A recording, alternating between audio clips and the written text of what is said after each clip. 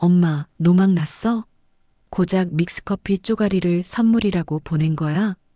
수화기 너머 아들의 고함 소리가 비수처럼 날아와 제 가슴에 꽂혔습니다. 내가 얼마나 민망한 줄 알아?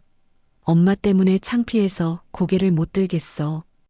20년 만에 친정 가는 며느리 손에 믹스커피 한 상자 들려보냈더니 돌아온 건 아들의 모진 독설뿐이었습니다.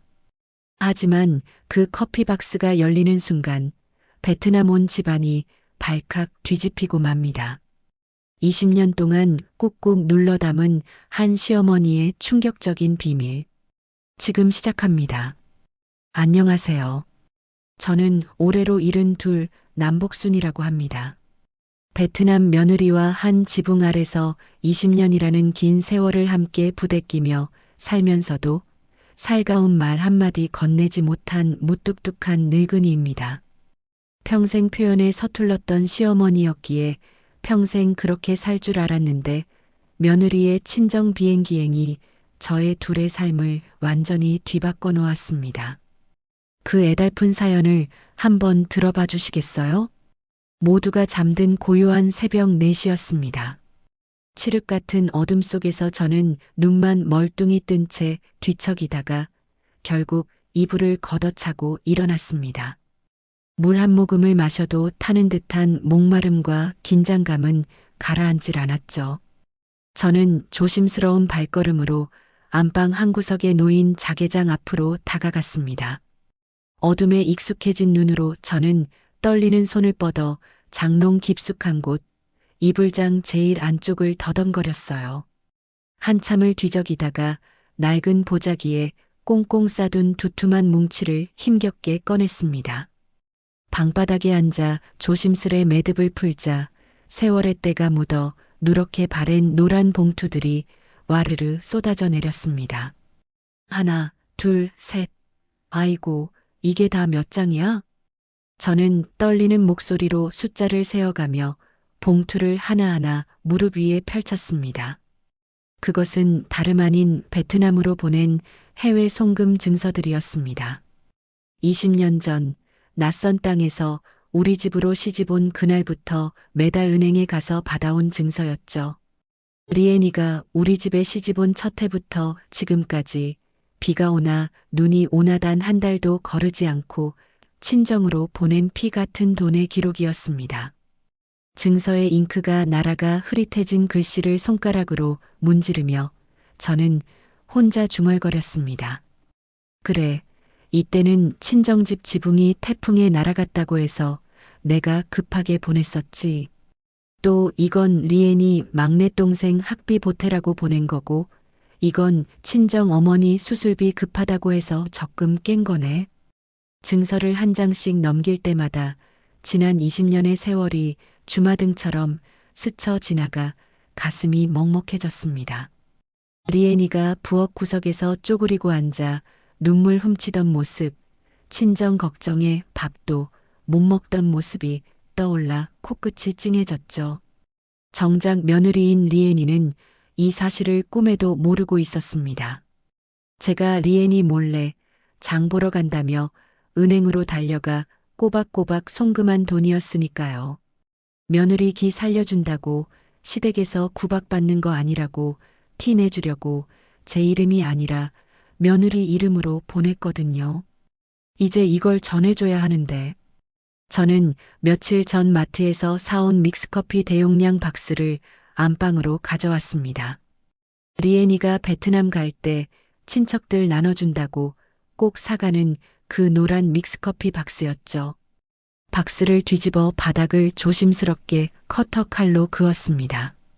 찌익 하는 테이프 찢어지는 소리가 혹시라도 밖으로 새어나갈까봐 저는 방문을 힐끔거렸습니다. 심장이 콩닥거려서 손에 땀이 쥐어졌습니다.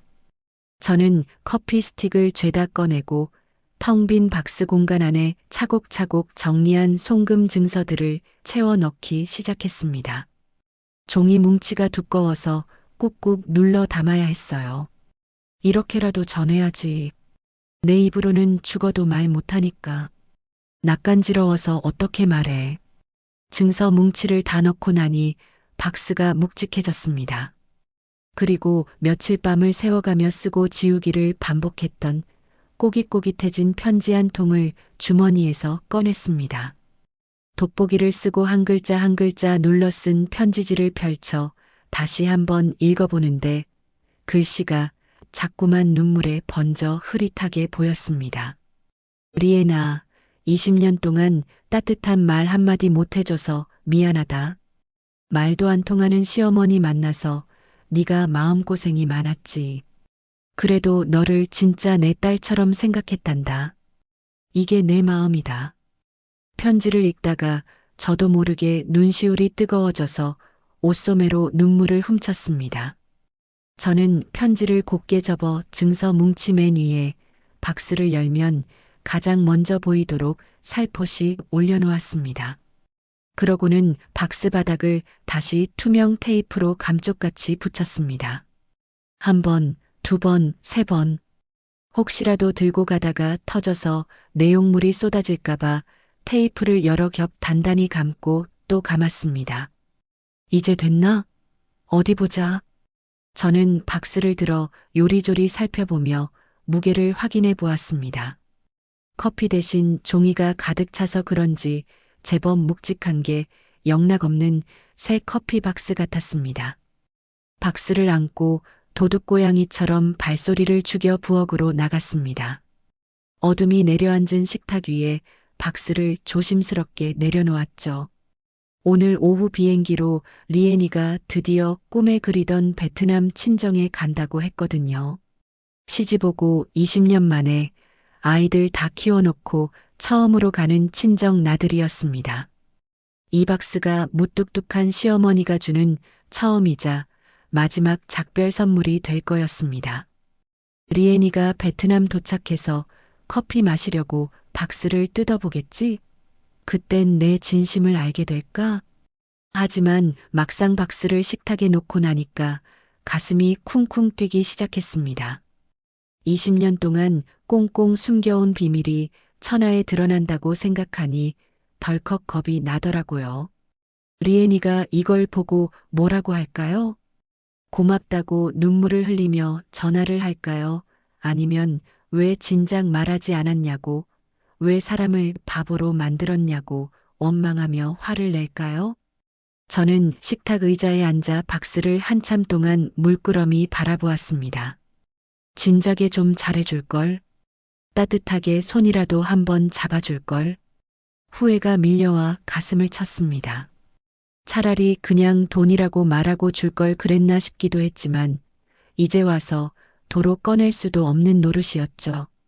저는 도망치듯 안방으로 돌아와 다시 이불 속으로 들어갔습니다.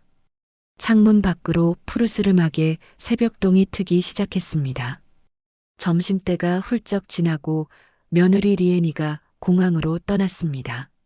리에니를 태운 택시가 골목 어귀로 사라질 때까지 저는 대문 앞에 서 있다가 덩그러니 혼자 남은 집으로 들어와 안방을 서성였습니다. 적막감이 감도는 집안 공기가 어색해 저는 안방 구석에 켜켜이 쌓인 짐더미를 뒤적거렸습니다. 먼지가 폴폴 날리는 상자를 열자 빛바랜 낡은 앨범이 툭 하고 나왔어요. 앨범을 무릎에 올려놓고 조심스레 첫 장을 펼쳤습니다. 벌써 20년 전 세월이 고스란히 묻어있는 사진이 눈에 들어왔습니다. 사진 속 리에니는 새하얀 아우자이를 입고 서 있었는데 잔뜩 긴장했는지 어깨가 굳어 보였고 어색하게 웃는 입가는 파르르 떨리고 있었습니다. 눈빛에는 낯선 타국 생활에 대한 두려움과 불안함이 가득 고여 있었죠. 아이고, 이때는 정말 앳된 아이였네. 저는 사진 속 리에니의 얼굴을 거친 손가락으로 쓰다듬으며 혼잣말을 했습니다. 내가 속으로 이 결혼을 얼마나 반대했는지 너는 아마 꿈에도 몰랐겠지. 아들 준호가 베트남 여자랑 결혼하겠다고 바락바락 우기던 때가 떠올랐습니다. 저는 그날 밤새 가슴을 치며 눈물을 쏟아냈었죠. 하지만 자식 이기는 부모 없다고 준호의 황소고집을 꺾을 수는 없었습니다. 한숨을 내쉬며 앨범을 한 장 더 넘겼어요. 부엌에서 고무장갑을 끼고 어설프게 김치를 담그는 리엔이 사진이 나왔습니다. 한국말 가르쳐 준답시고 내가 얼마나 쌀쌀맞게 굴었는지 지금 생각하면 참 모질었어. 저는 밀려오는 후회스러움에 입술을 꽉 깨물었습니다. 음식간 좀 못 맞춘다고 혀를 차고 한숨만 푹푹 쉬어댔으니 네가 얼마나 주눅이 들었겠니? 김치 하나 담그는데 소금을 그렇게 많이 넣으면 어떡하냐고 내가 소리를 질렀었지. 다음 장에는 배가 남산만하게 불러온 리엔이가 환하게 웃고 있었습니다. 임신 5개월쯤 됐을 때 찍은 사진이었어요. 임신했다고 했을 때도 고생했다. 기쁘다. 따뜻한 말 한마디를 안 해줬네.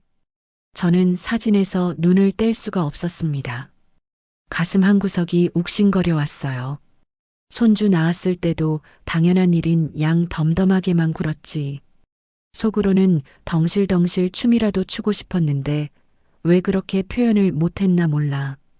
고맙다는 말 한마디가 왜 그리 어려웠을까? 하지만 저는 속으로 다 알고 있었습니다. 리엔이가 밤마다 이불을 뒤집어 쓰고 몰래 우는 거리요. 화장실에서 수돗물을 틀어놓고 흐느끼는 소리가 문 밖까지 들리곤 했으니까요. 고향 생각에, 엄마 생각에 얼마나 사무치게 외로웠겠어요. 젊은 시절 시집살이 하던 제 모습이 리엔이 위로 겹쳐 보였습니다. 저도 시집 와서 낯선 집안 사람들 틈바구니에서 눈칫밥 먹으며 외로웠었거든요. 그래서 송금을 시작했던 거야. 말로는 못하겠고 이렇게라도 해주고 싶어서. 저는 앨범을 탁 덮으며 텅 빈 방을 향해 중얼거렸습니다. 리엔이 너 몰래 은행 가서 매달 돈 보내는 게 내 딴에는 사랑이었어. 너 힘들게 돈 벌어서 친정 보내지 말라고 내가 대신 해주는 게 널 위한 길이라고 생각했지. 그게 제 방식의 속죄였고 서툰 표현이었습니다. 하지만 지금 곰곰이 생각해 보니까 그게 더 잔인했던 것 같아요. 돈만 꼬박꼬박 보내고 정작 중요한 따뜻한 말 한마디, 다정한 눈길 한번 안 줬으니까요. 며느리는 돈보다 시어머니의 따뜻한 말 한마디가 더 그리웠을 텐데 말이죠. 다음 날 아침이었습니다. 고요한 집안의 정막을 깨고 전화벨이 요란하게 울렸습니다. 여보세요? 준호였습니다. 엄마. 나야. 리엔이 베트남에 무사히 도착했대. 준호가 조금 잠긴 목소리로 말했습니다. 저는 그제야 참고 있던 숨을 크게 내쉬었어요. 그래. 아이고, 다행이다. 비행기는 잘 탔나 걱정했는데. 별일 없이 도착했대? 근데 엄마. 준호의 목소리가 갑자기 낮고 조심스러워졌습니다. 왜? 무슨 일 있어? 아니, 그게 아니라 리엔이가 공항에서도 계속 울었어. 저는 순간 말문이 턱 막혀 아무 말도 할 수 없었습니다. 심장이 쿵하고 바닥으로 내려앉는 것 같았어요. 믹스커피 말이야. 그걸 받고는 더 서러웠나 봐. 엄마는 끝까지 자기한테 정을 안 준다고 생각하나 봐. 엄마, 듣고 있어? 여보세요? 그래, 알았다. 피곤할 텐데 쉬어. 저는 도망치듯 전화를 끊어버렸습니다. 수화기를 내려놓고 부엌으로 가서 식탁 의자에 힘없이 주저앉았어요. 창밖을 멍하니 바라봤는데 제 마음처럼 하늘도 뿌옇게 흐려 있었습니다. 리엔이가 공항 의자에 앉아 눈물을 훔치는 모습이 눈에 선해서 가슴이 미어지는 것 같았습니다. 오후쯤 되자 준호한테서 또 전화가 왔어요. 받을까 말까 한참을 망설이다가 떨리는 손으로 수화기를 들었습니다. 엄마, 리엔이가 친정 식구들 만났대. 그래, 잘 만났다니? 친정 식구들은 다 건강하시대? 근데 표정이 영 안 좋대. 친정 어머니한테 엄마가 보낸 믹스커피 박스 얘기하면서 또 울었나 봐. 준호가 답답하다는 듯 깊은 한숨을 쉬었습니다. 엄마, 도대체 왜 그런 선물을 보낸 거야? 내가 진짜 창피해서 말을 못하겠어. 20년 만에 고향 가는 며느리한테 고작 믹스커피 박스가 뭐야? 다른 친척들도 다 보고 있는데 사돈댁 보기에 내가 얼마나 민망한 줄 알아? 준호의 짜증 섞인 목소리가 수화기 너머로 날아와 제 가슴에 꽂혔습니다. 리엔이가 평소에 믹스커피 좋아하니까 베트남 사람들도 한국 커피 좋아한다고 하길래 저는 떨리는 목소리로 거짓말을 했습니다. 차마 그 안에 2억이 넘는 돈과 편지가 들어있다고 말할 수가 없었습니다. 아무리 그래도 그렇지 용돈을 두둑이 챙겨주던가 아니면 번듯한 선물이라도 사주던가 했어야지. 믹스커피 박스 하나 덜렁 들고 가서 리엔이가 엄마가 이거 줬다고 내놓는데 친정 식구들 표정이 어땠겠어? 내가 진짜 엄마 때문에 못 산다, 못 살아. 에휴, 됐다. 엄마랑 무슨 말을 하겠어. 내가 나중에 따로 돈 보낼게. 그냥 끊을게. 뚜뚜뚜. 매정하게 전화가 끊겼습니다.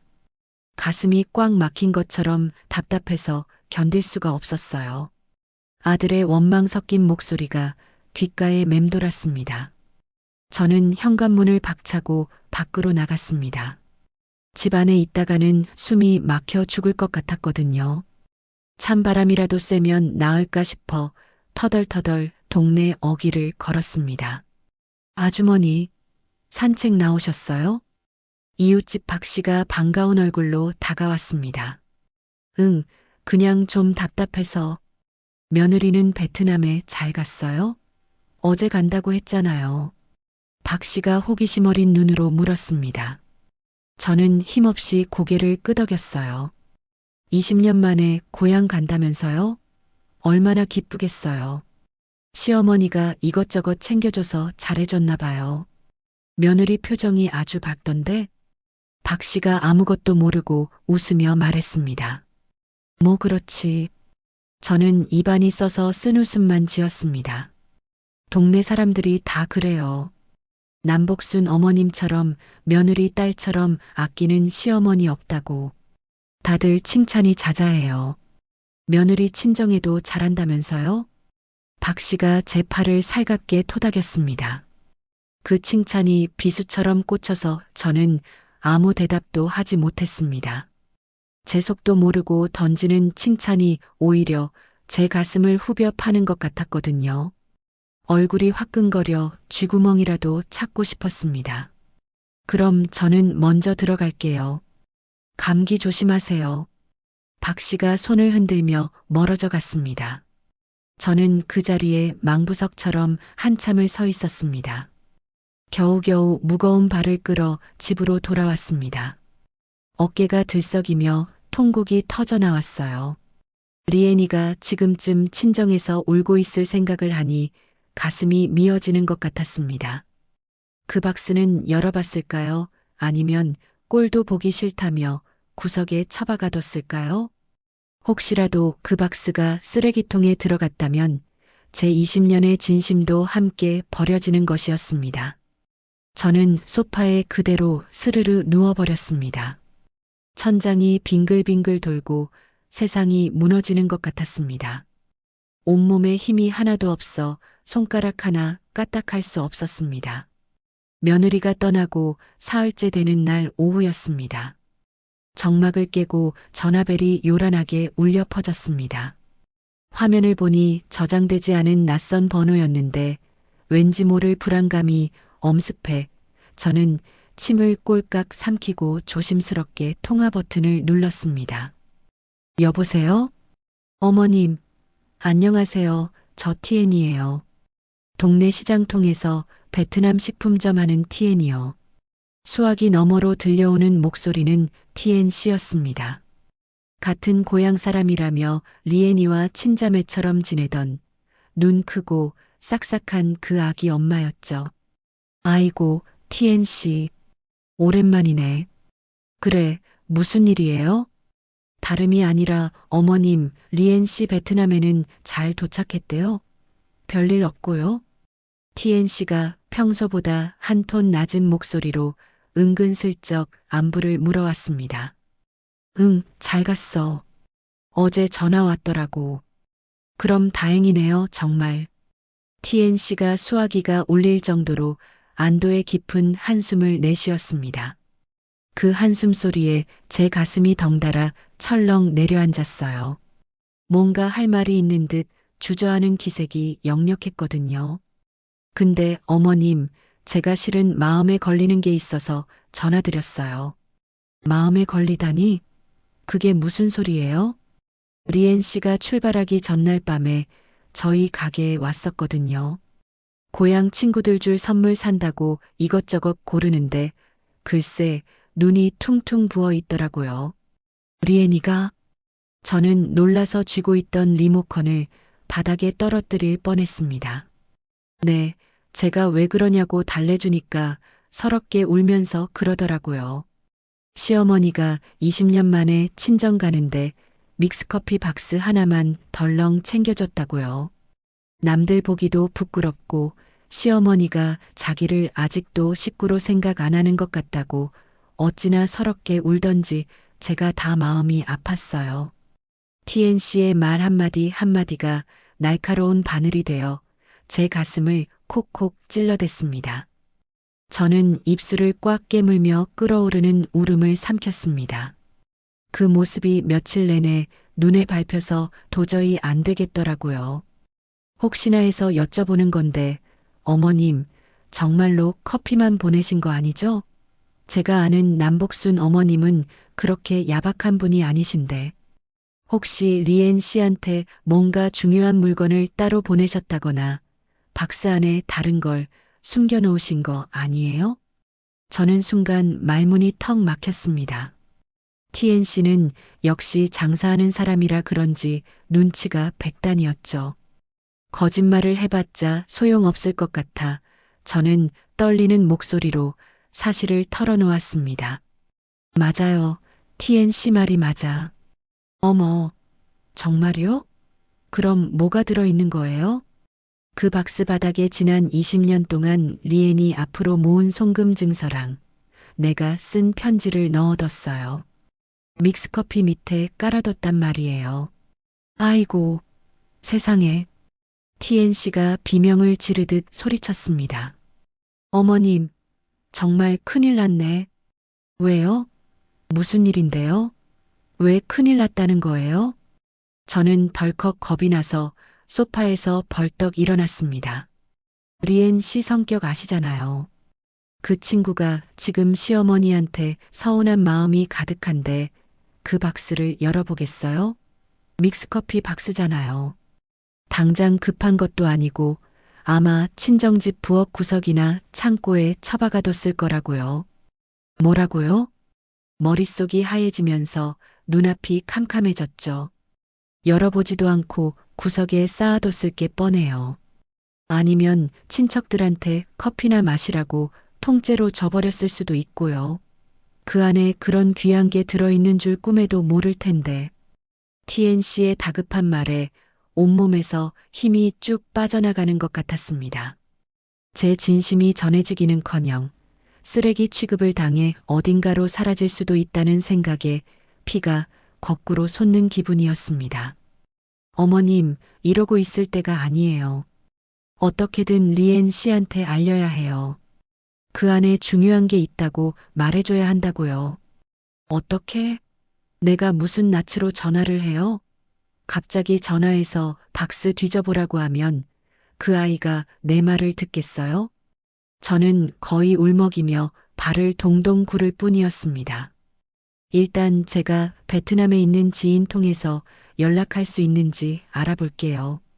어머님도 진정하시고 방법 좀 찾아보세요. 네. 고마워요, TNC. 정말 고마워요. 전화가 끊어지고 저는 그대로 거실 바닥에 주저앉아 버렸습니다. 다리에 힘이 하나도 없어 일어설 엄두조차 나지 않았습니다. 밤이 깊어가고 거실에는 어둠이 짙게 깔렸지만 저는 불도 켜지 않은 채 집안을 미친 사람처럼 이리저리 돌아다녔습니다. 부엌으로 갔다가 식탁을 쓰다듬고 다시 안방으로 들어가 장롱을 열었다 닫았다를 반복했죠. 리애니한테 직접 전화할까? 눈 딱 감고 전화해서 박스부터 뜯어보라고 소리라도 칠까? 저는 식탁 위에 놓인 핸드폰을 집어들었습니다. 리애니의 번호를 누르려는 엄지손가락이 덜덜 떨렸습니다. 하지만 통화 버튼을 누르기 직전 핸드폰을 툭 내려놓고 말았어요.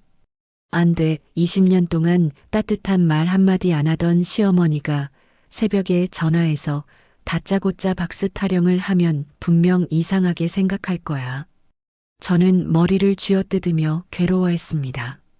이러지도 저러지도 못하는 제 자신이 너무나 원망스러웠습니다. 결국 저는 참다 못해 아들 준호에게 전화를 걸었습니다. 여보세요? 엄마, 이 시간에 왜? 잠결인지 준호의 목소리가 몽롱했습니다.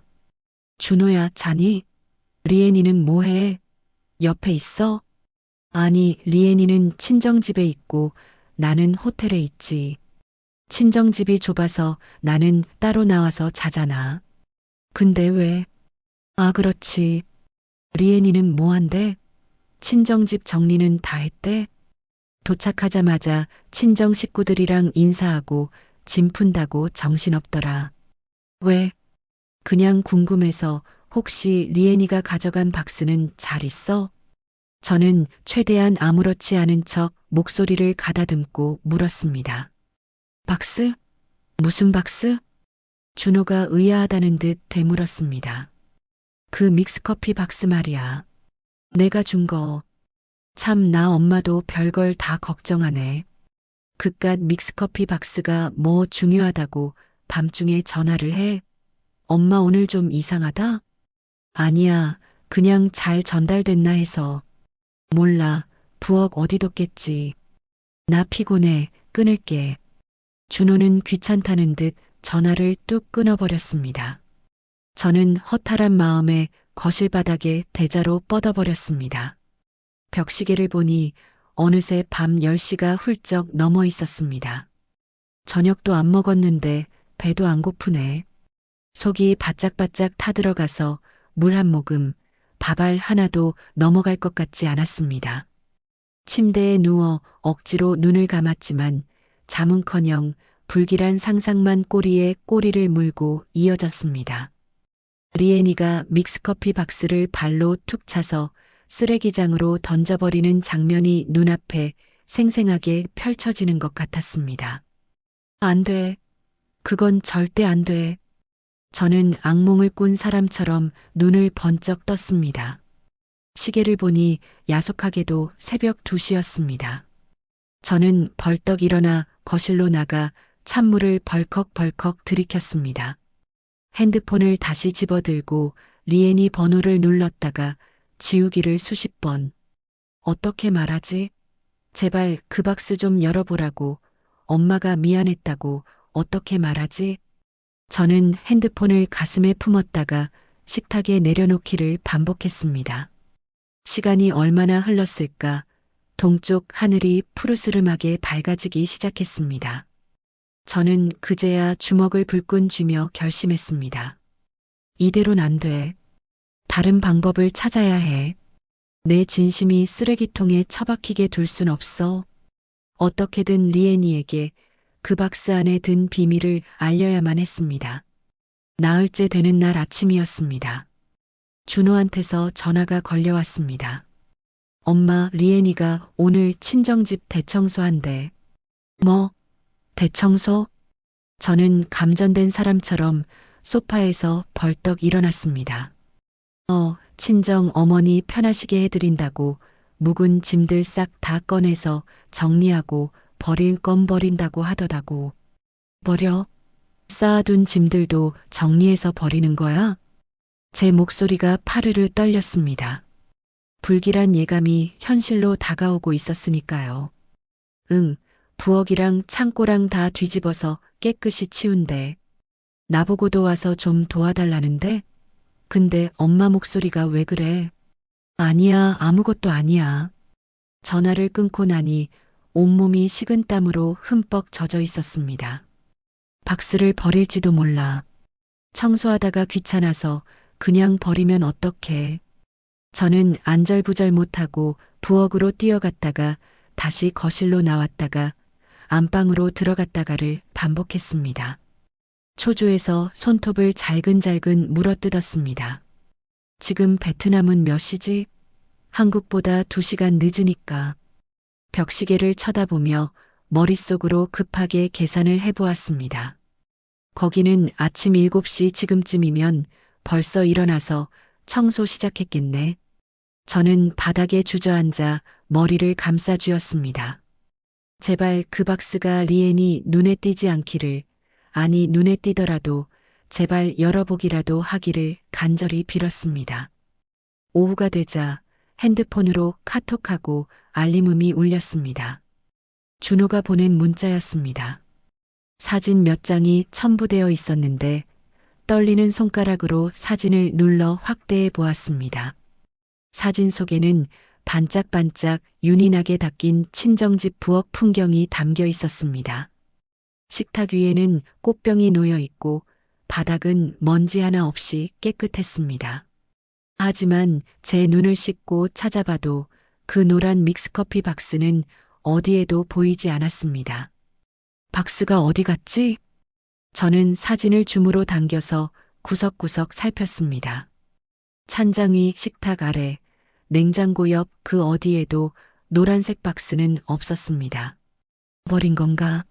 설마 벌써 버린 건가? 아니면 창고로 치워버린 건가? 당장이라도 준호에게 전화해서 믹스커피 박스 어디다 뒀냐고 소리치고 싶었습니다. 하지만 그랬다가는 의심받을 게 뻔했고 준호가 눈치라도 채면 일이 꼬일 것 같았습니다. 침착해야 해, 남복순. 저는 핸드폰을 으스러져라 꽉 쥐었습니다. 그때 준호한테서 또 전화가 왔습니다.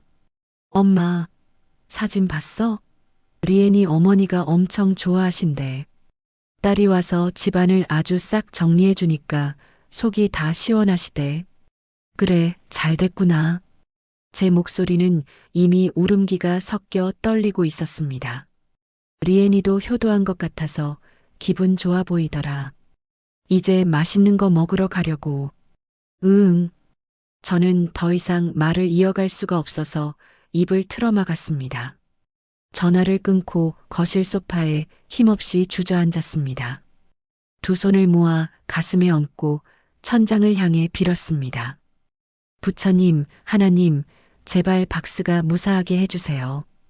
20년 동안 며느리 몰래 모은 그 피 같은 증서들이 제발 사라지지 않게 해주세요. 어느덧 해가 뉘엿뉘엿 지고 있었습니다.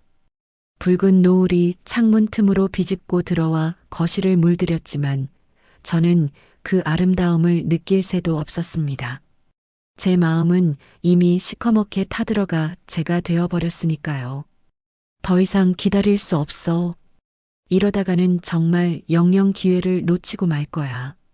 저는 결심한 듯 소파에서 벌떡 일어났습니다. 마지막 방법을 써야 해. 머릿속에 위험천만하지만 확실한 한 가지 생각이 스쳐 지나갔습니다. 다른 도리가 없었습니다. 이것만이 제 진심을 그리고 20년의 세월을 구할 수 있는 유일한 길이었으니까요. 새벽 5시 희미하게 날이 밝아오자마자 저는 이불을 걷어차고 벌떡 일어났습니다. 옷장 문을 벌컥 열고 제일 아끼는 외출복을 꺼내 입으며 비장한 마음을 다잡았습니다. 오늘 꼭 찾아야 해. 기회는 이번뿐이야. 저는 거울 속에 비친 초췌한 늙은이의 얼굴을 보며 주문을 외듯 중얼거렸습니다. 아침 일찍 대문을 나서는데 찬 새벽 공기가 뺨을 스쳤지만 춥다는 생각조차 들지 않았습니다. 첫 차를 타고 덜컹거리는 버스에 몸을 싣고 시내로 향했습니다. 중앙시장까지 가는 1시간이 10년처럼 길게 느껴져 저는 애타는 마음에 발만 동동 굴렀습니다. 시장 입구에 도착하니 아직 문을 연 가게가 별로 없어 한산했습니다. 저는 숨이 턱끝까지 차오르도록 뛰어 상가 2층 구석에 있는 오래된 액세서리 가게로 올라갔습니다. 어서 오세요. 아이고, 어머님?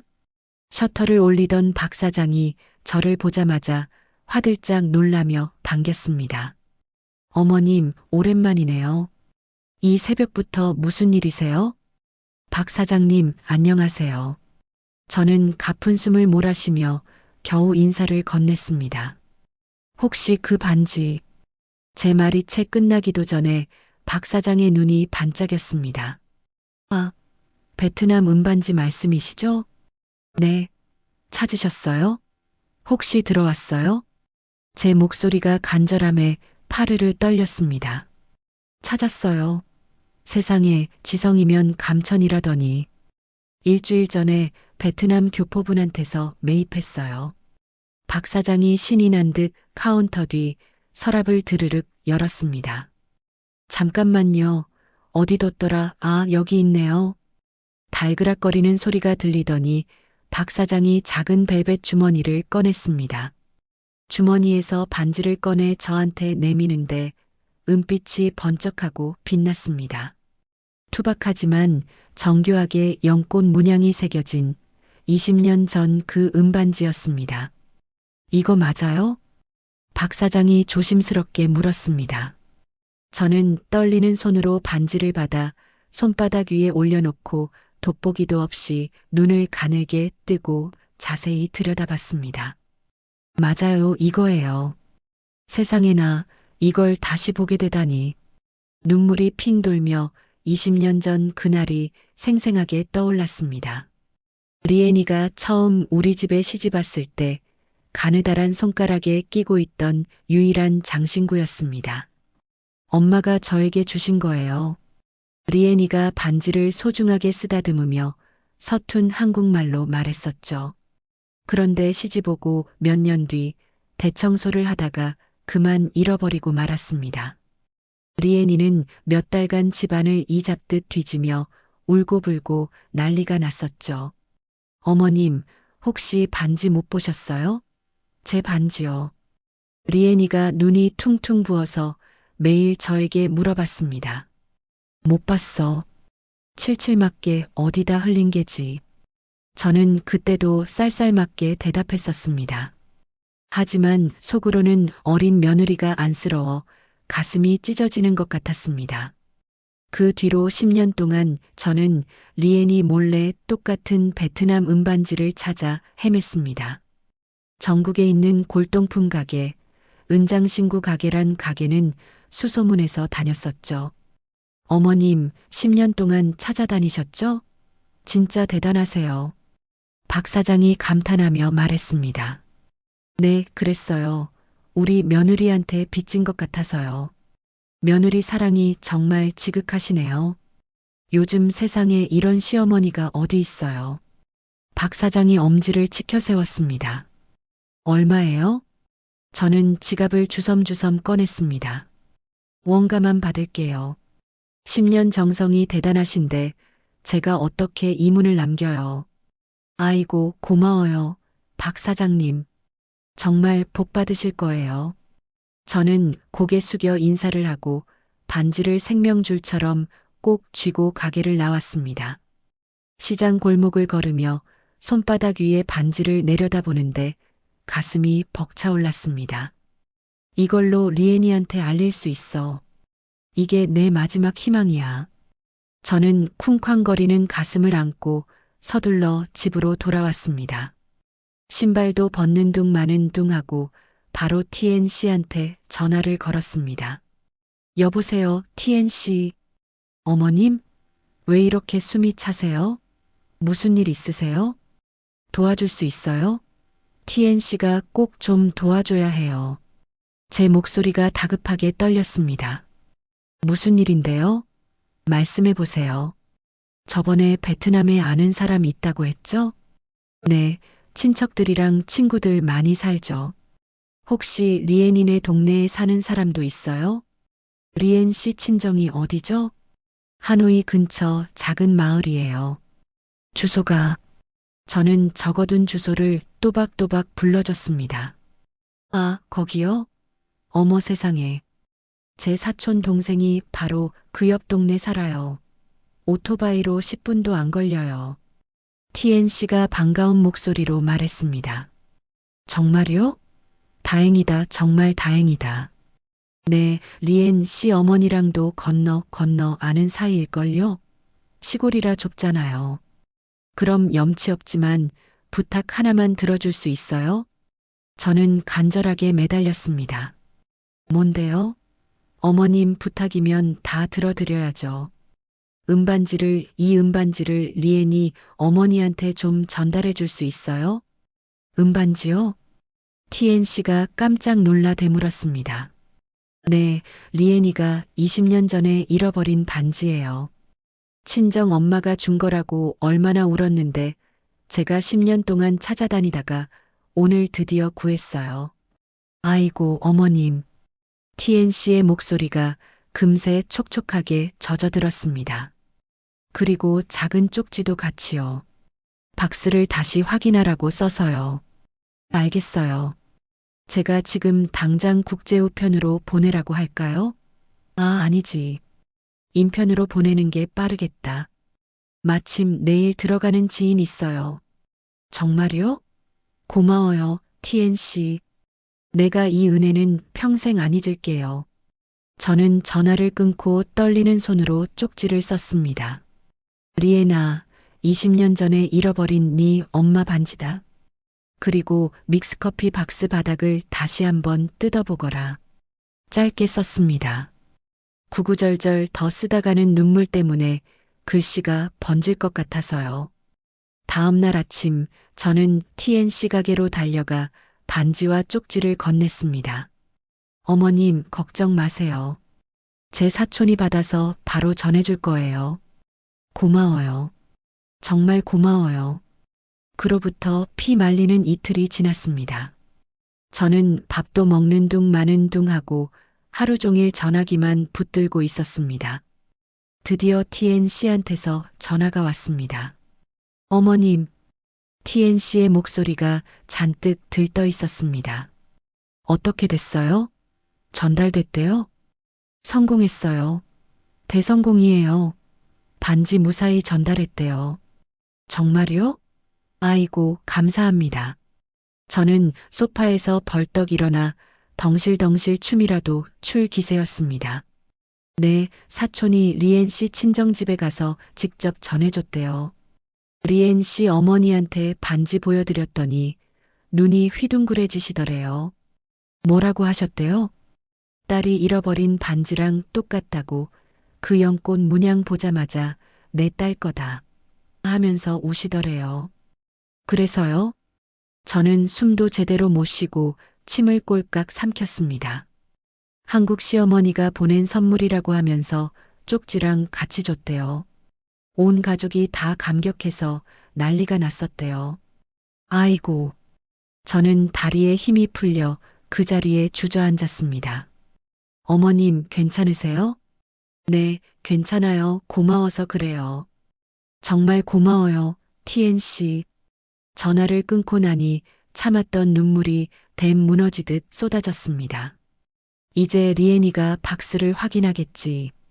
반지를 보고 내 마음을 알겠지. 저는 두 손을 모아 간절히 기도했습니다. 제발 편지를 읽게 해주세요. 내 20년의 진심이 닿게 해주세요. 그리고 또다시 사흘이 지났습니다. 저녁을 먹고 설거지를 하는데 준호한테서 전화가 왔습니다. 엄마, 준호의 목소리가 잔뜩 흥분되어 있었습니다. 왜 그래? 무슨 일이야? 리엔이가 방금 전화했어. 리엔이가? 뭐라고? 제 심장이 터질 듯이 쿵쿵 뛰었습니다. 리엔이 어머니가 음반지를 받으셨대. 그걸 본 리엔이가 기절초풍을 했대. 엄마가 10년 동안 찾아다닌 걸 알고는 펑펑 울었대. 그래서 쪽지를 읽고 바로 부엌으로 달려가서 믹스커피 박스를 찾았대. 구석에 처박혀 있는 걸 바닥을 뜯어봤대.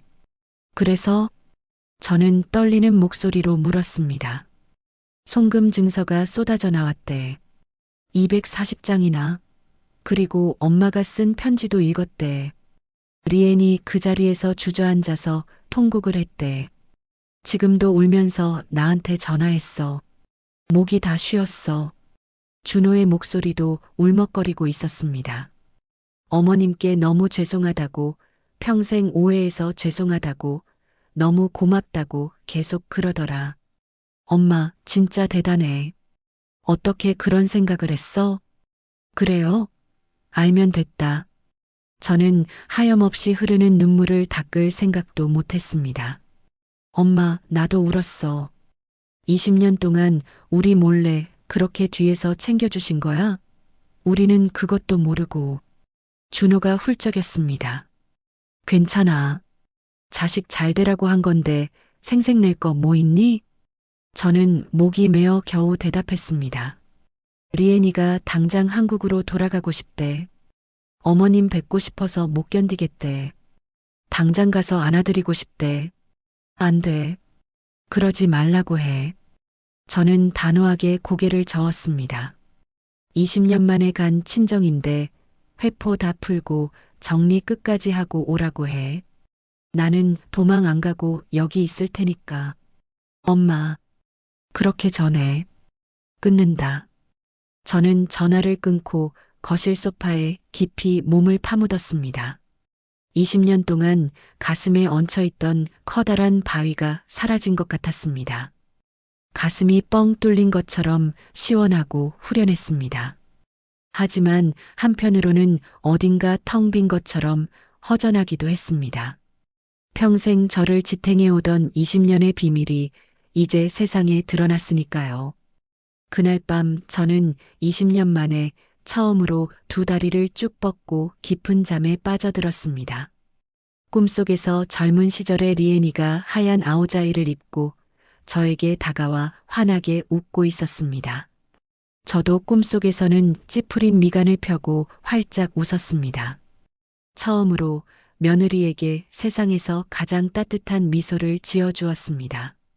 일주일이라는 시간이 흘러 오늘은 리엔이가 꿈에 그리던 친정 나들이를 마치고 베트남에서 돌아오는 날이었습니다. 저는 꼭 명절이라도 맞은 사람처럼 새벽같이 일어나 집안을 쓸고 닦았습니다. 거실 바닥에 엎드려 먼지 하나 없이 윤이 나게 걸레질을 하고 화장실도 반짝반짝하게 물 청소를 했죠. 부엌 식탁은 행주로 몇 번이나 닦아 거울처럼 제 얼굴이 비칠 정도였습니다. 리엔이가 좋아하는 음식을 만들어야지. 먼 길 오느라 배고플 텐데. 저는 콧노래를 흥얼거리며 냉장고 문을 활짝 열었습니다. 큰맘 먹고 사온 좋은 쇠고기를 꺼내 짭조름하게 장조림을 안치고 리엔이가 입맛 없을 때마다 찾던 구수한 된장찌개도 보글보글 끓였습니다. 파릇파릇한 시금치도 고소한 참기름 듬뿍 넣어 조물조물 무쳤죠. 집안에 맛있는 냄새가 진동할 때쯤 오후 3시를 알리는 시계 종소리와 함께 현관 도어록 소리가 들렸습니다. 어머님, 저 왔어요. 현관문을 열고 들어오는 건 다름 아닌 리엔이의 밝은 목소리였습니다. 저는 젖은 손을 앞치마에 쓱쓱 닦으며 부엌에서 나갔습니다. 리엔이는 신발도 제대로 벗지 못한 채 여행 가방을 현관에 내던지더니 저를 보자마자 와락 달려들었습니다.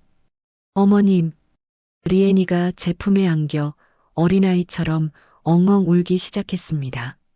저는 갑작스러운 포옹에 당황해서 어색하게 서 있었어요. 20년 만에 처음 안아보는 며느리의 품이라 팔을 어디에 둬야 할지 몰라 허공에서 맴돌았습니다. 미안해요. 어머님, 정말 미안해요. 제가 너무 어리석었어요. 리엔이가 제 가슴에 얼굴을 묻고 흐느끼며 말했습니다. 고마워요. 20년 동안 저 몰래 그렇게 챙겨주셨는데 저는 그것도 모르고 어머님 원망만 했어요. 제가 나쁜 며느리예요. 리엔이의 뜨거운 눈물이 제 어깨를 축축하게 적셨습니다. 그제야 저도 조심스럽게 팔을 내려 리애니의 등을 감싸 안았습니다. 됐어. 울지 마라. 저는 툭 내뱉듯이 짧게 말했습니다. 목이 메어 더 긴 말은 나오지 않았거든요. 정말 죄송해요. 어머님 마음을 몰라줘서. 리애니는 좀처럼 울음을 그치지 못했습니다. 뒤이어 들어온 아들 준호도 짐을 내려놓으며 눈시울을 붉혔습니다. 엄마. 준호가 저를 보며 코를 훌쩍였습니다. 나도 몰랐어. 엄마가 20년 동안 뒤에서 그렇게 리앤이 챙겨주신 줄은 불효자라서 미안해. 시끄럽다. 그만해. 저는 리애니의 등을 토닥토닥 두드려 주었습니다. 손길은 투박하고 어색했지만 제 온기가 전해지길 바라며 천천히 두드렸습니다. 어머님. 한참을 울던 리애니가 고개를 들었습니다. 눈이 붕어처럼 퉁퉁 부어 있었습니다. 친정집 다 고쳤어요. 비세던 지붕도 새로 싹 올렸고요. 부엌도 타일 새로 깔아서 반짝반짝해요. 그래, 잘했네. 동생들한테도 다 얘기했어요. 어머님이 20년 동안 돈 보내주신 거라고요. 다들 깜짝 놀라서 울었어요. 리애니가 벅찬 목소리로 말했습니다. 모두 어머님께 너무 감사하대요. 어머님은 생명의 은인이라고 꼭 한국 와서 인사드리고 싶대요. 알았어. 인사 들은 걸로 할 테니 됐다고 해라. 저는 쑥스러움에 짐짓 무심한 척 고개를 끄덕였습니다. 이제 그만 울고 들어가서 씻어. 밥 먹게. 네, 어머님. 리애니가 눈물을 훔치며 씩씩하게 대답하고 가방을 들고 안으로 들어갔습니다. 저녁 식사 시간이 되었습니다. 식탁 다리가 휘어지도록 음식을 차려냈습니다. 어머, 어머님이 이거 다 만드신 거예요? 리애니가 식탁을 보고 입을 다물지 못했습니다. 응, 냉장고에 재료가 있길래 제가 와서 만들 걸 그랬어요. 힘드셨을 텐데. 괜찮아. 어서 앉아. 저는 밥그릇을 내밀었습니다. 어머님. 리애니가 밥을 먹다 말고 가방에서 주섬주섬 뭔가를 꺼냈습니다. 꼬깃꼬깃하게 접혀진 종이 한 장이었습니다. 편지요. 어머님이 쓰신 편지요. 리애니가 소중하게 편지를 펼쳤습니다. 삐뚤빼뚤하지만 정성 들여 쓴 제 글씨가 보였습니다. 다시 읽어도 자꾸만 눈물이 나요. 리애니가 떨리는 목소리로 편지를 소리내어 읽기 시작했습니다. 리애나, 20년 동안 따뜻한 말 한마디 못해줘서 미안하다. 너를 진짜 내 딸처럼 생각했단다. 리애니의 목소리가 물기에 젖어 떨려왔습니다.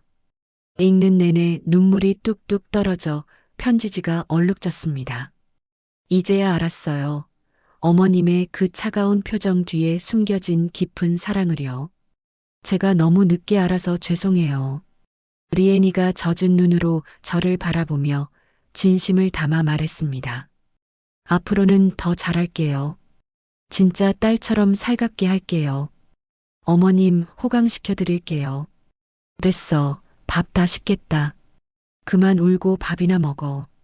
저는 퉁명스럽게 말하며 리애니한테 곽티슈를 툭 건넸습니다. 네, 어머님. 잘 먹겠습니다. 리애니가 코를 팽 풀고 숟가락을 들었습니다.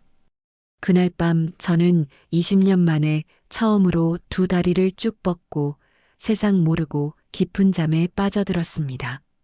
가슴속에 얹혀있던 천근만근 무거운 짐을 드디어 내려놓은 것 같았습니다. 다음 날부터 리애니가 180도 달라졌습니다. 늘 제 눈치를 보던 주눅든 표정은 사라지고 얼굴에 웃음꽃이 활짝 피었습니다.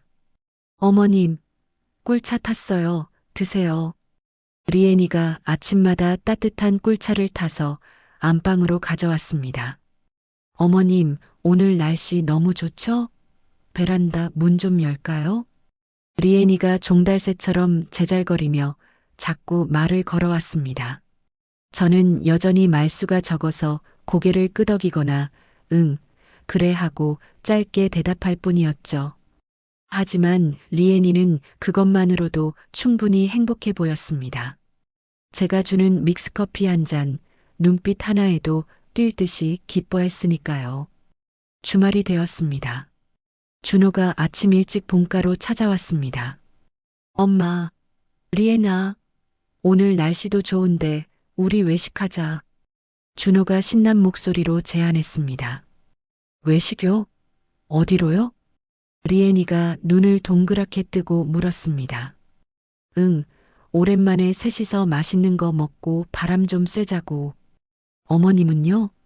어머님도 가시는 거죠? 리엔이가 기대 가득한 눈빛으로 저를 쳐다봤습니다.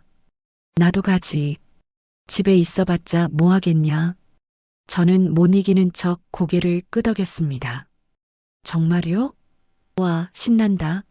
어머님도 가신대요.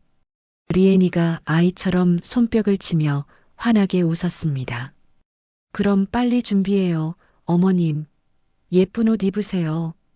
우리는 시내에 있는 한식 뷔페 식당에 갔습니다.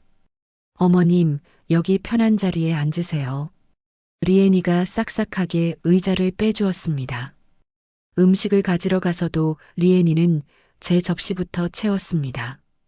어머님, 이거 잡채 좋아하시잖아요. 호박죽도 떠왔어요. 이것도 맛있어요. 한번 드셔보세요. 리엔이가 제가 좋아하는 반찬만 골라 계속 제 앞에 놓아주었습니다. 저는 며느리가 챙겨주는 음식을 받아 먹으며 리엔이를 바라보니 밥을 안 먹어도 배부르다는 게 무슨 말인지 알 것 같았습니다. 자, 여기 보세요. 사진 찍습니다. 준호가 핸드폰을 꺼내 들었습니다. 리엔아, 엄마 옆에 딱 붙어봐. 네. 리엔이가 제 옆으로 쪼르르 달려와 바짝 붙어 앉았습니다. 그러고는 제 어깨에 머리를 살포시 기대며 팔짱을 꼈습니다. 저는 순간 얼음처럼 굳었지만 밀어내지 않았습니다.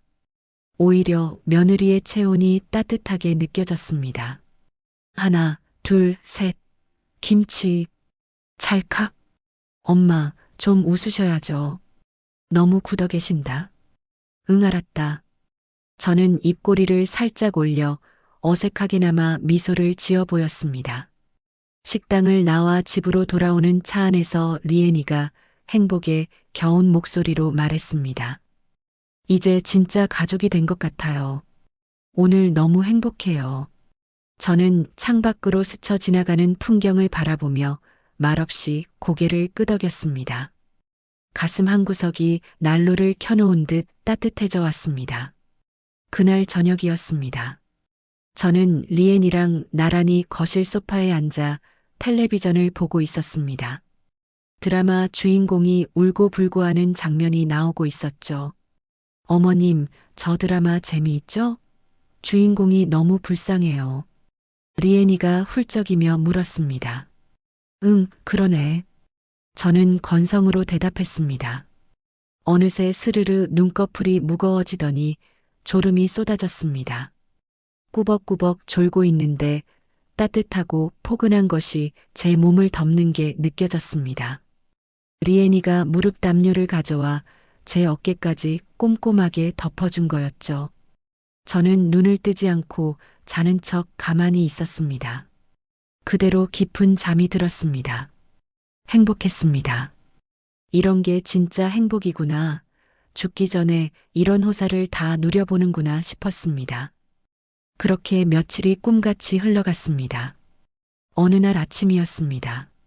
자리에서 일어나려고 하는데 천장이 핑 돌며 어지러웠습니다. 왜 이러지? 잠깐 휘청거렸지만 벽을 짚고 서니 금방 괜찮아졌습니다. 피곤해서 그런가 보네. 나이를 먹으니 원. 저는 대수롭지 않게 생각하고 넘겼습니다. 점심때가 되어 리엔이가 부엌에서 달그락거리는 소리를 내며 음식을 만들고 있었습니다. 저는 식탁 의자에 앉아 있었는데 몸이 물먹은 솜처럼 축 처지고 무거웠습니다. 어머님, 식사하세요. 리엔이가 국을 떠놓다가 저를 보더니 깜짝 놀랐습니다. 어머님, 안색이 왜 이렇게 안 좋으세요? 어디 편찮으세요? 괜찮아. 별거 아니다. 저는 짐짓 아무렇지 않은 척 손사래를 쳤습니다. 그냥 좀 피곤해서 그래. 잠을 설쳤나 봐. 병원 가보셔야 하는 거 아니에요? 얼굴이 너무 창백하세요. 리엔이가 울상을 지으며 걱정했습니다. 아니야, 괜찮아. 밥 먹고 좀 쉬면 낫겠지. 저는 리엔이를 안심시키려 애써 웃어 보였습니다. 오후 내내 안방 침대에 누워 쉬었습니다.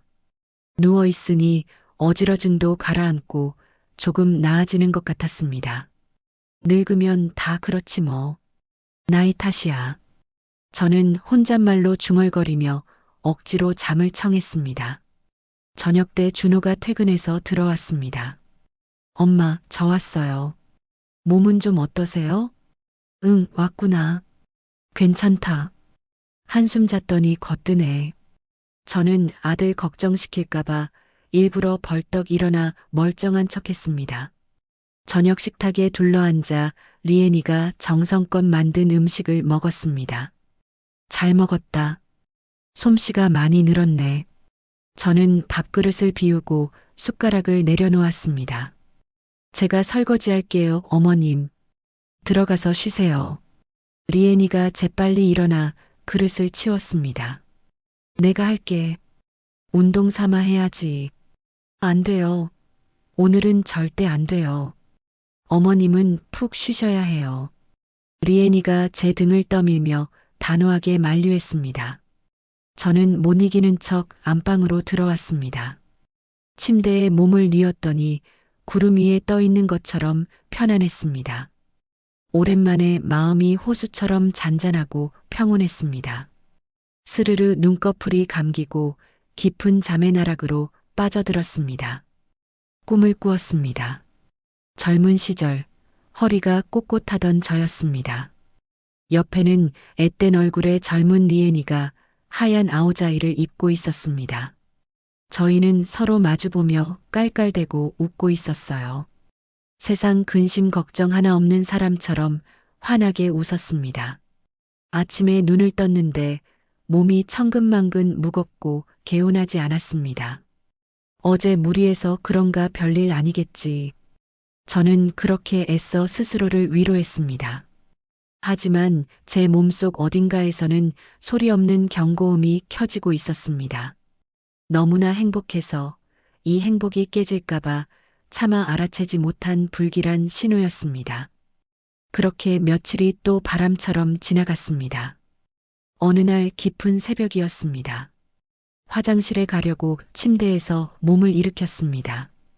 그런데 침대 밖으로 발을 내딛자마자 갑자기 눈앞이 핑 돌더니 세상이 캄캄해졌습니다. 어라? 갑자기 눈앞이 까매지더니 다리에 힘이 쭉 빠져버렸습니다. 제 의지와는 상관없이 몸이 앞으로 쏠려 쿵 하는 둔탁한 소리와 함께 차가운 바닥에 그대로 쓰러지고 말았습니다. 어머님, 어디선가 리엔이의 날카로운 비명소리가 들렸습니다. 곧이어 안방문이 쾅 하고 열리는 소리가 났습니다. 어머님, 왜 그러세요? 리엔이가 잠옷 차림으로 저에게 달려와 저를 흔들었습니다. 준호도 놀란 토끼 눈을 하고 뛰어들어왔습니다. 저는 눈을 떠보려고 안간힘을 썼지만 천근만근 무거워진 눈꺼풀은 꼼짝도 하지 않았습니다. 엄마, 엄마, 정신 차려보세요. 준호의 다급한 목소리가 물속에서 듣는 것처럼 멀게만 느껴졌습니다. 119 불러. 빨리. 뭐해? 네, 알았어요. 리엔이가 덜덜 떨리는 손으로 전화기를 집어들었습니다. 여보세요. 여기 응급 환자예요. 시어머니가 쓰러지셨어요. 빨리 좀 와주세요. 리엔이의 목소리가 공포에 질려 떨리고 있었습니다. 주소는요, 인천시. 저는 희미해져가는 의식 속에서 리애니의 울먹이는 목소리를 들었습니다. 누군가의 따뜻한 손이 차가운 제 손을 꽉 잡았습니다. 리애니의 손이었습니다. 어머님, 정신 차리세요. 제발요, 저 두고 가시면 안 돼요. 리애니가 제 손등에 얼굴을 묻고 울면서 말했습니다. 구급차 곧 온대. 엄마, 조금만 참아. 금방 갈 거야. 준호가 식은땀으로 젖은 제 이마를 닦아주며 말했습니다. 저는 괜찮다, 걱정 말하고 싶었지만 입술이 굳어버린 듯 떨어지지 않았습니다. 멀리서 삐뽀삐뽀하는 사이렌 소리가 들려왔습니다. 소리는 점점 가까워지더니 집 앞에서 멈췄습니다. 저는 낯선 손길들에 의해 들것으로 옮겨졌습니다. 몸이 붕 뜨는 느낌이 들었습니다. 보호자분, 같이 타실 분 계십니까? 저요. 제가 탈게요. 리애니가 손을 번쩍 들며 외쳤습니다. 저도 타겠습니다. 준호도 나섰습니다. 보호자는 한 분만 타실 수 있습니다. 그럼 제가 탈게요. 준호 씨는 차 가지고 따라오세요. 제가 어머님 곁에 있을게요. 리애니가 단호하게 말했습니다. 구급차 문이 닫히고 차가 출발했습니다. 요란한 사이렌 소리가 귓가를 때렸습니다. 저는 억지로 눈을 떠보려고 애썼습니다. 눈꺼풀이 파르르 떨리며 아주 조금 시야가 트였습니다. 어머님, 눈 뜨셨어요? 저 보이세요? 리애니가 제 손을 아플 정도로 꼭 쥐었습니다. 괜찮으실 거예요. 곧 병원 도착해요. 조금만 버티세요. 네. 리애니의 손은 사시나무 떨듯 떨리고 있었습니다. 저는 그 떨림을 통해 리애니의 간절한 마음을 느낄 수 있었습니다. 그것만이 희미해져가는 의식 속에서 제가 느낄 수 있는 유일한 감각이었습니다. 병원에 도착하자마자 긴박한 상황이 이어졌습니다. 여기저기서 삑삑거리는 기계 소리와 사람들의 고함 소리가 뒤섞여 정신이 없었습니다. 그 와중에도 제 머릿속에는 한 가지 생각이 스치고 지나갔습니다. 리애니 어머니 수술도 고진데 내가 이러면 리애니가 못 가는데 어떡하지? 그 걱정을 마지막으로 저는 퓨즈가 끊어지듯 완전히 의식을 잃고 말았습니다. 얼마나 시간이 지났을까요? 저는 깊은 물속에서 빠져나오듯 천천히 눈을 떴습니다. 하얀 천장이 눈에 들어왔고 형광등 불빛이 너무 눈부셔서 다시 눈을 찡그렸습니다. 고개를 힘겹게 돌리자 침대 옆 의자에 앉아 꾸벅꾸벅 졸고 있는 리애니가 보였습니다. 리애나. 목소리를 내려고 했지만 쇳소리만 나고 말문이 트이지 않았습니다. 그때 복도에서 웅성거리는 말소리가 들렸습니다. 준호와 의사가 심각하게 이야기를 나누고 있었습니다. 선생님, 저희 어머니 상태가 정확히 어떻습니까? 준호의 목소리였습니다. 과로와 극심한 스트레스로 인한 일시적인 심장 쇼크입니다. 의사가 차분하게 설명했습니다. 20년 넘게 쌓인 정신적 부담과 육체적 피로가 한꺼번에 터진 거라고 보시면 됩니다. 몸이 더 이상 못 버티겠다고 비명을 지른 거죠. 그럼 어떻게 해야 하나요? 수술해야 하나요? 당장은 약물 치료로 가능하지만 절대적인 안정이 필요합니다. 최소 2주, 길게는 한 달간 입원 치료하면서 경과를 지켜봐야 해요. 의사가 강조했습니다. 어떤 스트레스도 받아서는 안 됩니다. 작은 충격에도 다시 쓰러지실 수 있어요. 네, 알겠습니다. 선생님, 준호가 한숨을 내쉬며 대답했습니다. 의사가 회진을 돌러 병실로 들어왔습니다. 큰 고비는 넘기셨으니 천천히 회복하실 겁니다. 마음 편하게 먹고 푹 쉬세요. 의사가 미소를 지으며 나갔습니다. 어머님, 의사 선생님 목소리에 리애니가 화들짝 놀라 깼습니다. 제가 눈을 뜨고 있는 걸 보고는 용수철처럼 튀어올랐습니다. 어머님, 정신 차리셨어요? 괜찮아요? 어디 아프신 데는 없으세요? 저는 힘겹게 고개를 아주 조금 가로저었습니다. 몸은 천근만근이었지만 며느리 걱정시킬까봐 괜찮다는 표시를 했습니다. 어머님 미안해요. 다 제 잘못이에요. 리엔이가 제 손을 잡고 엉엉 울었습니다. 제가 어머님 속 썩여서 이렇게 되신 거예요. 20년 동안 저 때문에 마음고생하시고 뒤치다꺼리 하시느라 골병 드신 거라고요. 리엔이가 가슴을 치며 자책했습니다. 네 탓이 아니라고, 늙어서 그런 거라고 말해주고 싶었습니다. 하지만 입이 떨어지지 않아 그저 리엔이의 손을 약하게 쥐어줄 수밖에 없었습니다. 제 마음이 손끝을 통해 전해지기를 바라면서요. 그렇게 사흘이 지났습니다. 리엔이는 지극정성으로 병실을 지켰습니다. 잠시도 자리를 비우지 않고 밤낮으로 제 손발을 주무르고 닦아주었습니다. 준호는 회사 일과 병원 일을 병행하느라 얼굴이 반쪽이 되어 오갔습니다. 어느 날 저녁이었습니다. 저는 조금 기운을 차려 화장실에 다녀오려고 링거대를 끌고 복도로 나갔습니다. 느릿느릿 걸어가는데 복도 끝 휴게실 쪽에서 익숙한 목소리가 들렸습니다. 준호와 리엔이었습니다. 장모님 수술이 바로 다음 주라며? 준호가 난처한 목소리로 물었습니다. 저는 걸음을 멈추고 귀를 기울였습니다. 네, 알아요. 리엔이의 목소리가 기어 들어갈 듯 작았습니다. 가야 하는 거 아니야? 비행기 표 예매해 둔 건 어떡하고. 지금 이 상황에 어떻게 가요? 어머님이 저렇게 누워 계신데. 리엔이가 울먹였습니다. 원래 계획이 그랬잖아.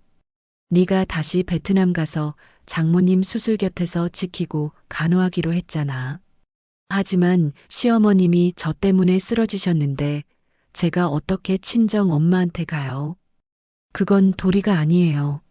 리엔이가 흐느껴 울었습니다. 저는 가슴이 철렁 내려앉았습니다. 저 때문에 리엔이가 친정 어머니 수술도 못 챙기게 생긴 겁니다. 엄마가 좀 괜찮아지시면 그때 가면 되지 않을까? 준호가 조심스럽게 위로했습니다. 수술은 당장 다음 주에요. 날짜를 미룰 수도 없는데 수술 끝나고 가면 무슨 소용이에요. 엄마가 얼마나 무서워하시는데. 리엔이의 목소리가 떨렸습니다. 엄마한테 사실대로 말해볼까? 엄마라면 이해하실 텐데. 절대 안 돼요. 의사 선생님이 그러셨잖아요. 스트레스 받으시면 안 된다고. 절대 안정해야 한다고요. 리엔이가 펄쩍 뛰며 말렸습니다. 잠시 후 리엔이가 핸드폰을 꺼내 전화를 걸었습니다.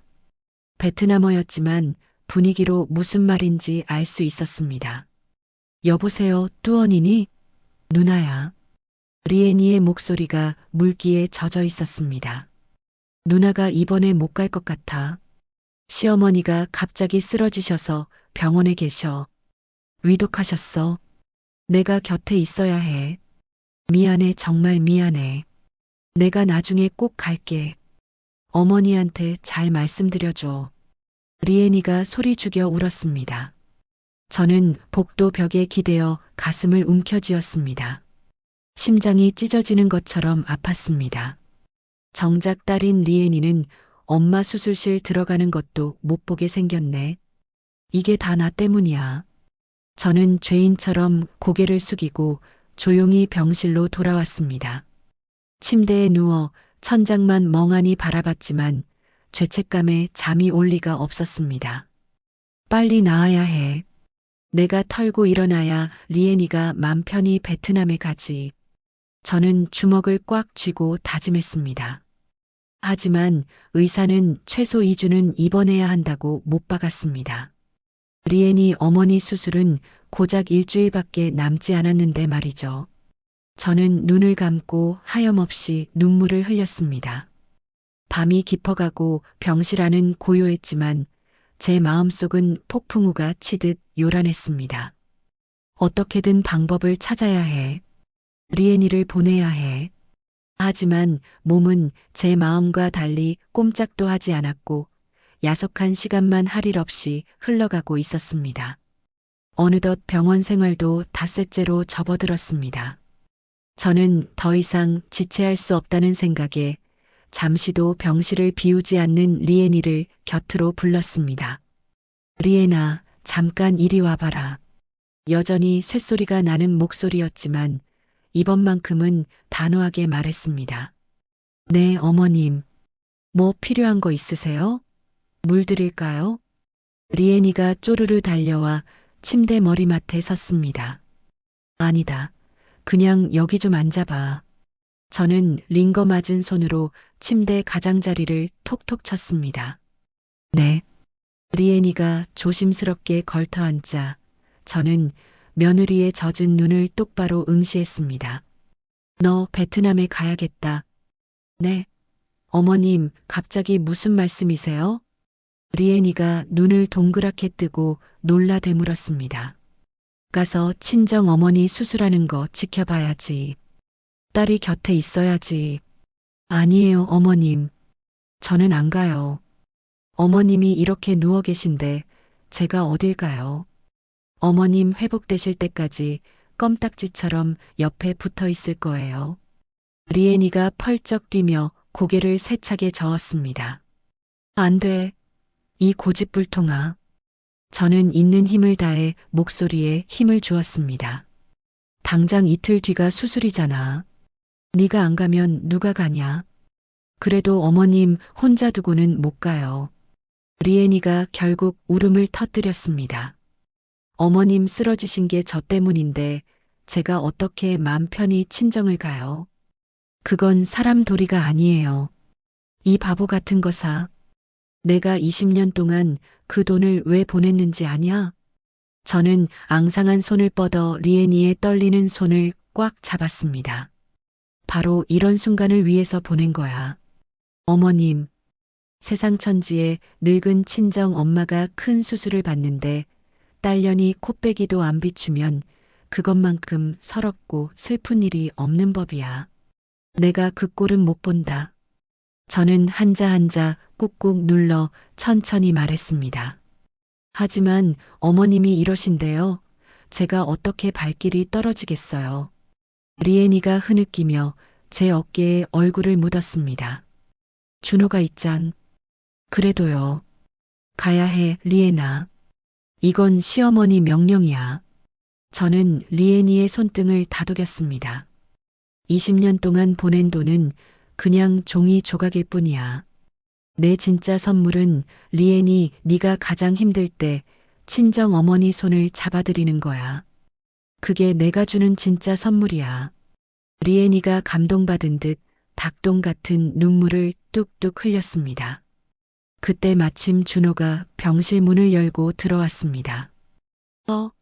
무슨 일이야? 분위기가 왜 이래? 준호야, 잘 왔다. 저는 아들에게 손짓했습니다.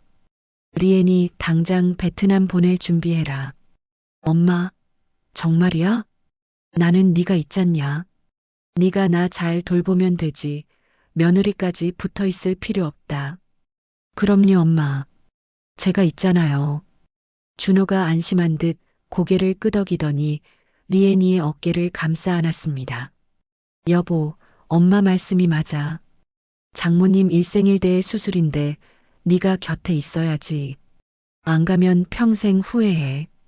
하지만 리엔이가 여전히 망설였습니다. 나한테 맡겨. 내가 엄마 끔찍하게 모실 테니까 걱정 말고 다녀와. 준호가 씩씩하게 말했습니다. 어머님, 리엔이가 다시 저를 쳐다봤습니다. 가거라, 리엔아. 어서 가서 엄마 손 꼭 잡아드려. 저는 며느리를 향해 작게 미소를 지어 보였습니다. 내일 비행기 타고 가. 리엔이는 한참을 고개를 숙이고 망설이다가 결심한 듯 천천히 고개를 끄덕였습니다. 알겠어요, 어머님. 그럼 다녀올게요. 그래, 잘 생각했다. 어서 가서 짐 싸. 네, 어머님. 수술만 끝나면 바로 날아올게요. 일주일만 기다려주세요. 리엔이는 그날 밤 짐을 싸러 가지 않고 병실을 지켰습니다. 밤새 의자에 앉아 잠든 제 얼굴을 들여다보며 눈시울을 붉혔죠. 저는 자는 척했지만 리엔이가 잡고 있는 제 손의 따뜻한 온기를 온몸으로 느끼고 있었습니다. 다음 날 아침 공항으로 떠나기 전 리엔이가 병실에 들렀습니다. 어머님, 저가요. 리엔이가 울먹이며 제 손을 잡았습니다. 일주일 안에 꼭 돌아올게요. 금방 올게요. 그래, 조심히 다녀와. 어머님, 꼭 건강해지셔야 해요. 밥도 잘 드시고요. 저랑 약속하세요. 알았다니까. 걱정 말고 어서 가. 저는 애써 담담하게 고개를 끄덕였습니다. 네, 어머님. 사랑해요. 정말 사랑해요. 리엔이가 제 이마에 쪽하고 입을 맞추더니 도망치듯 병실을 나갔습니다. 저는 창밖으로 멀어지는 며느리의 뒷모습을 보며 두 손을 모아 기도했습니다. 제발 리엔이가 무사히 어머니 품에 안기기를, 그 수술이 성공하기를 간절히 빌었습니다. 그날 저녁 준호가 퇴근하고 병원에 왔습니다. 엄마, 리엔이 베트남에 무사히 도착했대. 그래, 별일 없고?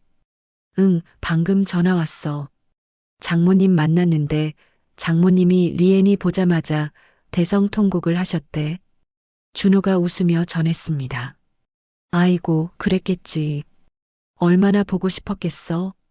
다행이다. 정말 다행이야. 저는 그제야 안도의 한숨을 푹 내쉬었습니다.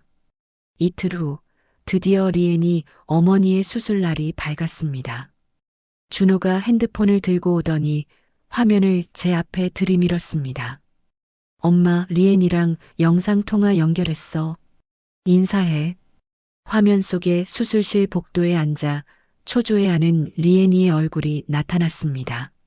어머님, 리엔이가 화면 속 저를 보고 반갑게 손을 흔들었습니다. 오냐, 리엔아. 얼굴이 많이 상했네. 어머님, 지금 엄마 수술실 들어가셨어요. 막 수술 시작했어요. 리엔이의 목소리가 떨리고 있었습니다. 걱정 마라. 내가 여기서 밤새 빌 테니까 수술 잘 될 거야. 네, 어머님 덕분이에요. 정말 감사해요. 어머님 아니었으면 수술도 못했을 거예요. 리엔이가 화면에 대고 꾸벅 인사를 했습니다. 그래, 마음 단단히 먹고 기다려. 네, 어머님. 사랑해요. 통화가 끊어지고 저는 밤새 뜬 눈으로 기도를 올렸습니다. 그날 밤늦게 준호의 핸드폰이 울렸습니다. 엄마, 수술 대성공이래. 정말? 정말이냐? 응. 리엔이가 방금 전화했어. 수술 잘 끝나고 회복실로 옮겨지셨대. 의사 선생님도 경과가 아주 좋다고 하셨대. 아이고, 하나님 감사합니다. 부처님 감사합니다. 저는 기쁨의 눈물을 왈칵 쏟아냈습니다. 다음 날부터 준호는 리엔이가 보내온 사진들을 보여주느라 바빴습니다. 리엔이가 병상 옆에서 어머니 죽을 떠먹여 드리는 사진, 어머니가 딸의 손을 잡고 환하게 웃고 있는 사진들이었습니다. 리엔이가 밤새 한숨도 안 자고 간호했대요. 준호가 흐뭇하게 말했습니다. 고생하네, 우리 며느리. 엄마 덕분에 효도한다고 리엔이가 얼마나 고마워하는지 몰라요. 저는 사진 속 행복해 보이는 모녀의 모습을 보며 가슴이 뭉클했습니다. 20년간의 남모를 노력이 헛되지 않았다는 생각에 뿌듯함이 밀려왔습니다. 그렇게 일주일이 훌쩍 지났습니다. 엄마, 장모님 오늘 퇴원하셨대요. 준호가 기쁜 소식을 전했습니다. 그래, 벌써? 회복이 빠르시네. 네, 워낙 수술이 잘 돼서요. 근데 리엔이가 며칠만 더 있다가 오면 안 되겠냐고. 준호가 눈치를 보며 말했습니다. 당연하지. 어머니 완전히 회복하실 때까지 밥도 해드리고 빨래도 해드리고 오라고 해. 서두를 거 없다. 정말이요? 엄마 최고다. 준호가 엄지를 치켜 세웠습니다. 저도 이제 많이 호전되어 침대에서 일어나 혼자 화장실도 다닐 수 있게 되었습니다.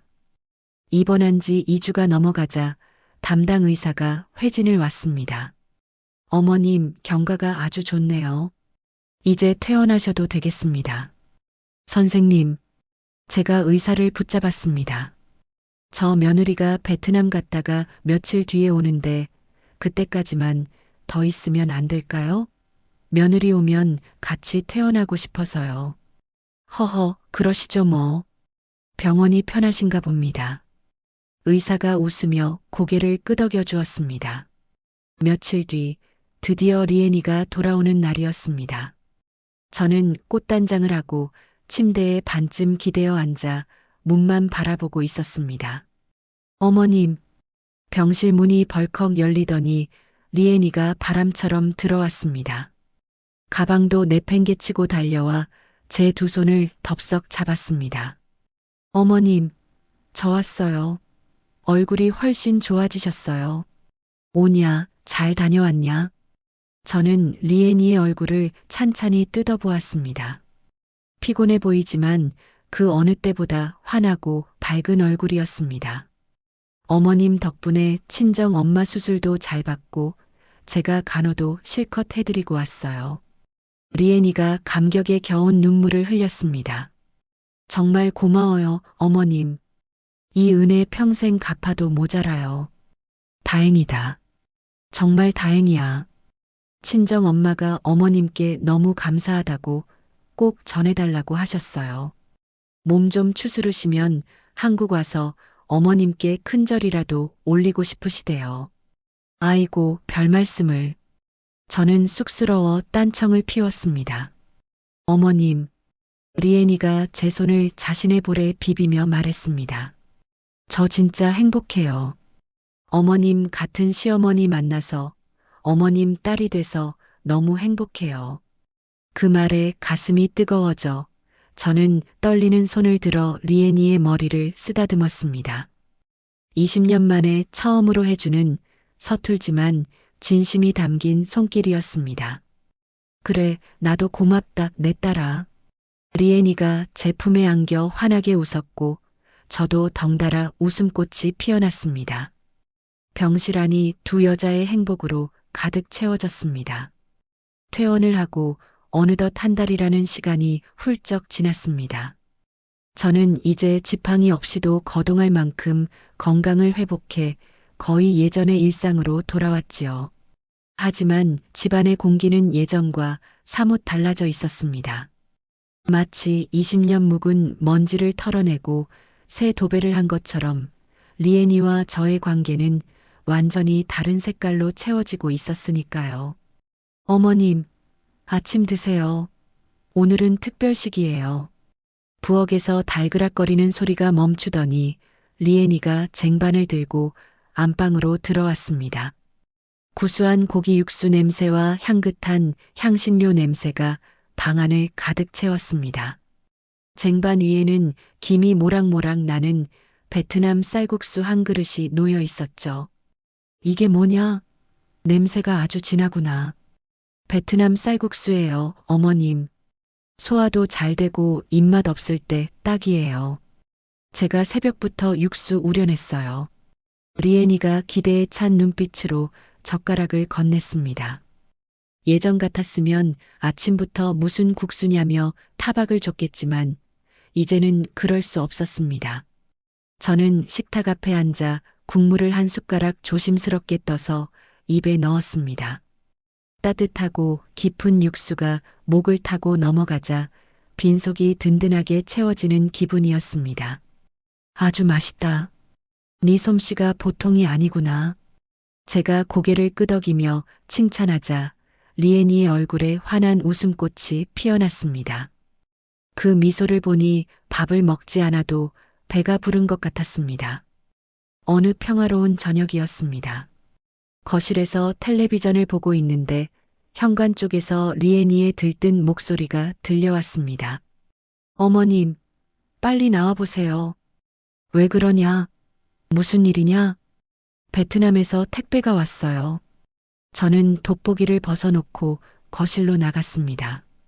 거실 바닥에는 테이프로 칭칭 감긴 커다란 종이 박스가 놓여 있었고, 리엔이는 흥분된 손길로 박스를 뜯고 있었습니다. 엄마가 보내신 거예요. 몸 좀 추스르시자마자 이것부터 챙겨 보내셨나 봐요. 박스가 열리자 낯선 향기가 훅 끼쳐왔습니다. 그 안에는 알록달록 고운 빛깔의 천들이 한가득 들어 있었지요. 세상에, 이게 다 뭐냐? 이거 저희 어머니가 직접 손으로 짜신 전통 직물이에요. 어머님 옷에 입으시라고 제일 좋은 걸로만 보내셨네요. 리엔이가 비단처럼 고운 천을 펼쳐 제 몸에 대보았습니다. 거친 손으로 한 올 한 올 짰을 그 정성이 느껴져 가슴이 뭉클했습니다. 그리고 여기 편지도 있어요. 리엔이가 박스 바닥에서 두툼한 봉투를 꺼냈습니다. 떨리는 손으로 봉투를 열어 편지지를 펼쳤죠. 꼬부랑 글씨가 가득한 편지지를 든 리엔이의 목소리가 가늘게 떨리기 시작했습니다. 사랑하는 딸 리엔에게, 그리고 생명의 은인이신 사돈어른께. 리엔이가 편지를 읽어 내려가기 시작했습니다. 한국말이 서툴러 중간중간 막히기도 했지만 그 진심만큼은 또렷하게 전달되었습니다. 딸의 시어머니께서 지난 20년 동안 우리 가족에게 베푸신 그 크나큰 은혜를 이 못난 어미는 죽어서도 잊지 못할 것입니다. 얼굴도 모르는 사돈어른 덕분에 제가 다시 살았습니다. 리엔이의 목소리가 울먹임으로 젖어들었습니다. 제 남은 소원이 있다면 죽기 전에 꼭 한국에 가서 사돈어른을 직접 뵙고 따뜻한 밥 한 끼 지어드리고 싶습니다. 제 두 손으로 사돈어른의 손을 꼭 잡고 감사하다는 말을 전하고 싶습니다. 편지를 다 읽은 리엔이는 결국 편지지를 가슴에 품고 엉엉 소리 내어 울었습니다.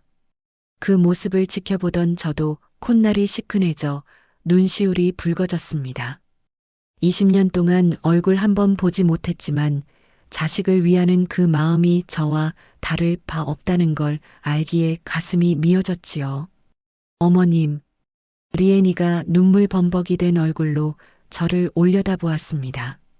어머니가 한국에 오시면 좋겠어요. 정말로 오셔서 어머님 뵙고 싶어 하세요. 저는 주저없이 고개를 끄덕였습니다. 그래, 오시라고 해라. 당장 오시라고 해. 정말요? 정말 그래도 돼요? 그럼 되고 말고. 사돈끼리 얼굴 한 번 못 보고 살아서야 되겠냐? 우리 집이 좁으면 안방이라도 내드릴 테니 어서 오시라고 해. 그때 마침 퇴근한 준호가 현관문을 열고 들어왔습니다.